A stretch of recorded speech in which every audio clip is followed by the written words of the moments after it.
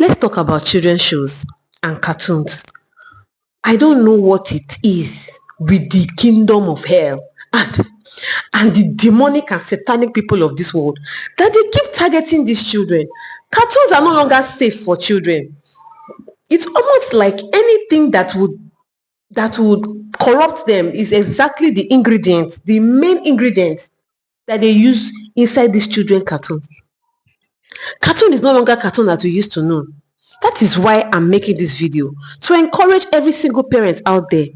If you don't used to watch cartoon before, I think you have to start watching it too, because at this point you have to watch it first before your kids go ahead to watch it.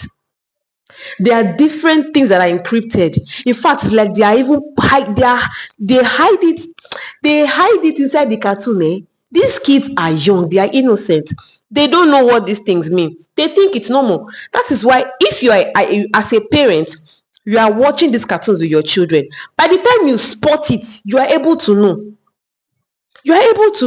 Then you can now say, okay, this particular one is not good for my child, or you look at it and it's okay, then you can now take it, okay, this one is good for my child.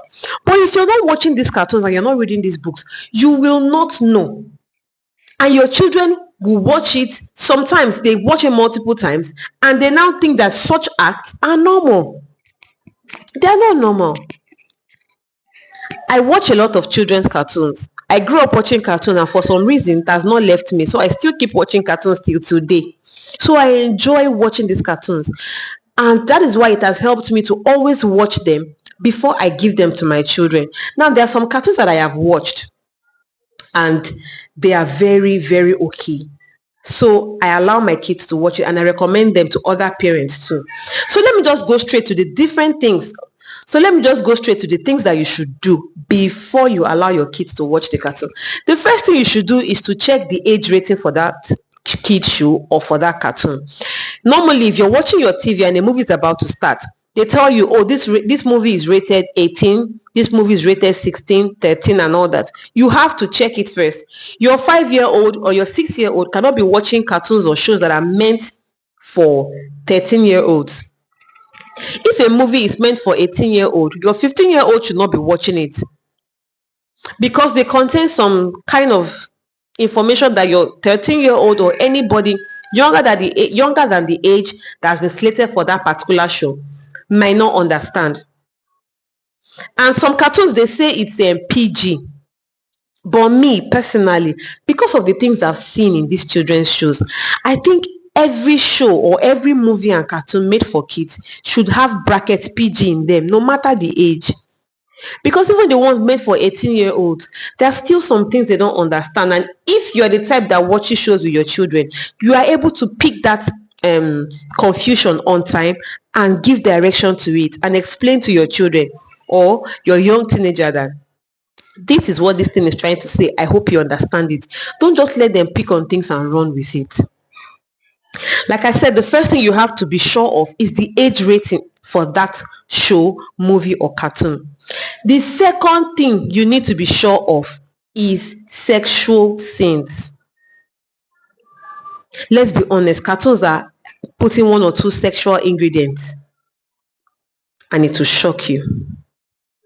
I was watching an episode or a particular edition of Garfield. I love watching Garfield, but this particular one I watched, I wanted to recommend it to some kids.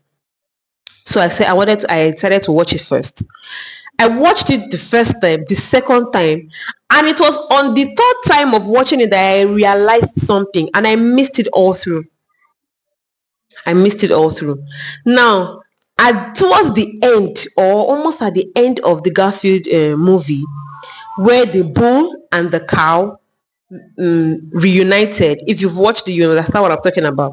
The bull and the cow reunited, and there was a particular scene where the cow jumped to hug the bull, or that is what the kids would think, because that particular place was cut off from the cartoon. So something like this: the cow jumped to hug the bull and they cut them off the scene, and the bull or the cow made a mooing sound.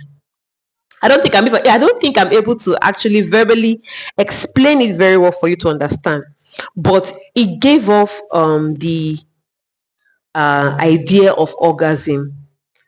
When you're going through, when parents are having sex. Now, I'm trying to lower my volume here because when parents are having sex, that's that's that feeling, that is what it gave off. But you see, when the cow jumped on the bull, they cut them off the scene, and the next thing you hear is moo. What does that mean? It is a sexual scene, but it is very encrypted. Your child will not understand what just happened. But do you think these people making these cartoons are stupid? Do you think they are stupid? So if they know that the child will not make anything out of it, where was the need? What was the need for them to put it there? If they think that the child will not make any sense of that particular scene, why was it so important for them to add it there? Shebi is what will make sense to the child that you will put in the show. If it's not going to make sense, why do you put it there? It's because they know that sowing seeds will germinate. These guys understand what a lot of parents don't understand. When you sow seed, it will germinate. If they sit in this cartoon, they've sown one seed. The next cartoon they will drop, you see, they will just take it a step further. They've sown another seed until they begin to make sexual things look normal to children. And you as a parent, you don't know. You're not able to gatekeep. Immediately you begin to sense something is off. You are just allowed them to watch like that. I watched it 3 times before I was able to see that particular thing and take note of it. Then I cut it off completely. The second one that I watched and it did not go well with me was Avatar: The Last Airbender. That cartoon is very interesting. It is very interesting. But towards the climax, or after the climax, thereabout, they made reference to Omashu. Now they took their time to explain Omashu. Omashu are 2 gay lovers coming together, Oma and Shu or something like that. But they are 2 gay lovers. If that cartoon is meant for children, why do they feel the need to introduce gayism or introduce homosexuality? Do you see why I say parents should be particular about what their kids watch?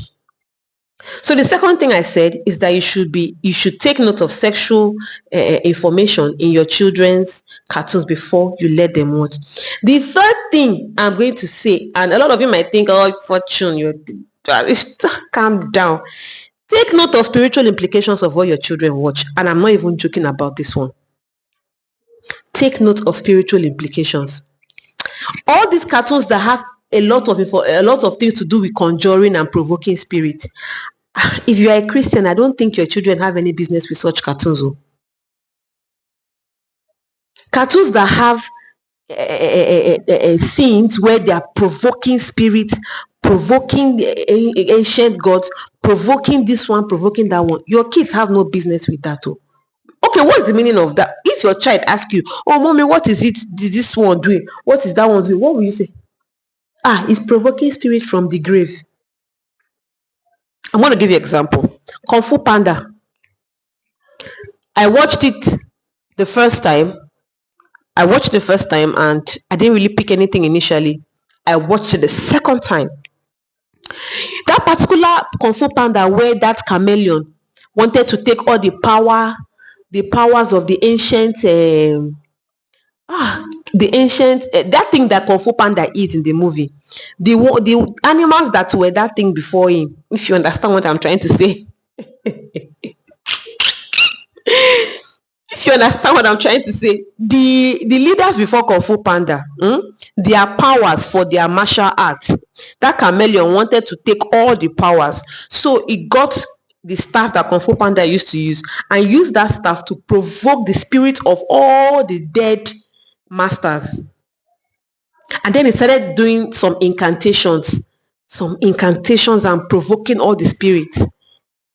I watched it though. It did not settle well with me.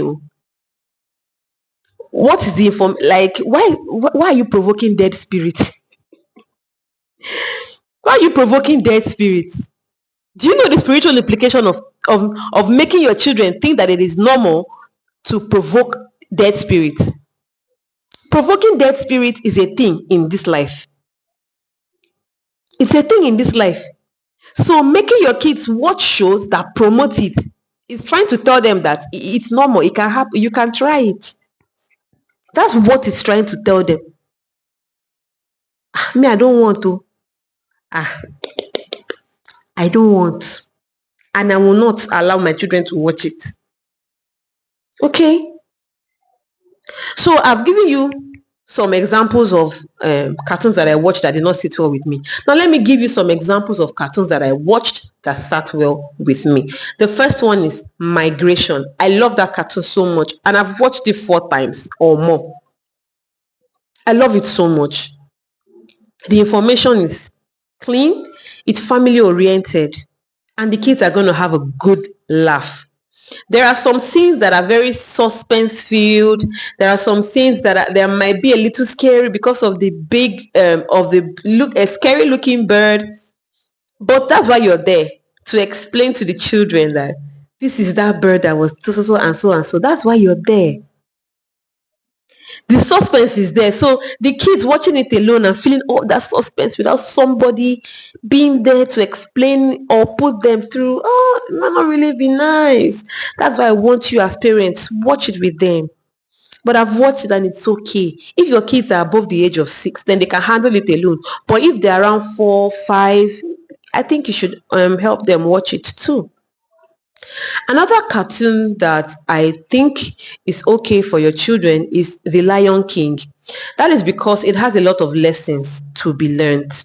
And a lot of millennials like me have seen that cartoon. So if you're a parent and you're a millennial, you are able to explain some scenes to your children and tell the lessons that they can learn from The Lion King: obedience, resilience, strength. You understand? It's a very educational cartoon. The story of Simba, the story of Mufasa, they're going to learn a lot of things from it. Okay? I don't want this video to be too long. I only came here to charge you as parents to pay extra attention to the information that your children take in while they are watching cartoons and kids shows.